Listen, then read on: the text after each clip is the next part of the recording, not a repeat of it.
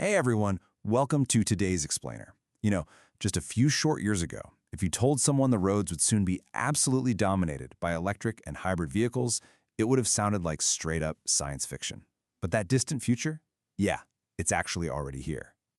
Automakers aren't just casually thinking about electrification anymore. They are in a full-blown sprint to pivot everything they do.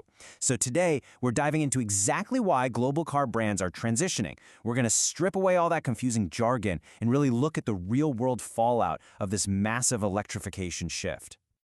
Here's a quick look at our roadmap for today. First, we'll cover the electrification spectrum. Then we'll get into exactly why brands transition, look at the impact on emerging markets, and finally wrap up with navigating the transition. All right, starting off with Section 1, the electrification spectrum.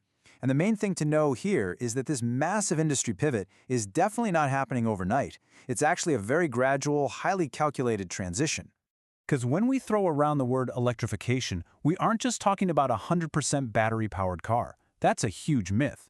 For global brands, vehicle electrification is a spectrum. It basically means using electric-powered components and motors to either improve or totally replace those traditional petrol or diesel powertrains. And this lets automakers dynamically scale their tech across different price points and whatever the market is actually ready for. It's almost like the industry is walking up a very careful staircase. Step 1 starts with mild hybrids. Then, Step 2, they move up to full hybrids. Step 3 crosses over into plug-in hybrids, which you'll often hear called PHEVs, and then Step 4 ultimately lands all the way at battery electric vehicles, or BEVs. Now, if you're looking at a standard hybrid versus a plug-in hybrid, you can really think of those plug-in models as the ultimate safety net for transitioning consumers. See, a standard hybrid just does this intelligent switching between petrol and electric to lower your fuel consumption. But a PHEV, that gives you a much larger battery with an external charger, making it fully capable of short all-electric trips. And if you need to go further, the petrol engine just seamlessly takes over. It is literally the perfect psychological bridge for drivers who might be a little hesitant to completely ditch the gas station just yet. And then we reach the end game, battery electric vehicles. These are fully electric cars. No traditional petrol, no diesel, nothing. They're powered entirely by a large battery pack and electric motors. For automakers, this isn't just a minor tweak, it represents the total reinvention of the car. We're talking about cutting out so much traditional mechanical maintenance and radically changing how vehicles are engineered right from the ground up. Moving on to Section 2, why brands transition. Honestly, this is the absolute core of this whole global shift. So why are they doing it? Well, automakers are kind of caught in a perfect storm right now. It's never just one thing, right? You've got this intense pressure from strict government policies and incentives demanding significant emissions reduction, and that is colliding head-on with rapid advancements in battery and motor tech. Add in everyday drivers like you and me demanding smarter vehicles and drastic fuel efficiency improvements, and brands basically have no choice. They absolutely have to adapt to this electrified future, or they risk getting left entirely in the past. For legacy manufacturers, this is literally a transition or die scenario. Okay, Section 3, impact on emerging markets. Let's step back and look at what this massive global shift actually looks like on the ground.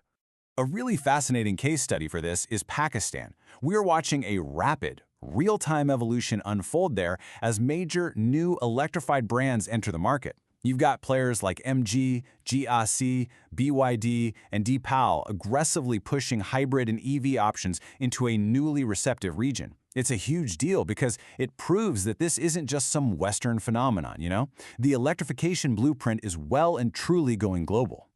But of course, new markets always mean real growing pains. If we look at the market advantages right now, standard hybrids have a massive strategic edge because there's absolutely no dependency on charging stations, plus you get that better fuel efficiency. On the flip side, looking at the current challenges, well, for the everyday driver, the excitement of a fully electric vehicle is heavily weighed down by what we call range anxiety. We're talking about a lack of charging infrastructure, long charging times, steep initial purchase prices, and of course, the looming fear of battery replacement costs. Oh, and long-distance travel is still a huge hurdle. So it's definitely a high-stakes balancing act between futuristic tech and the reality of current infrastructure.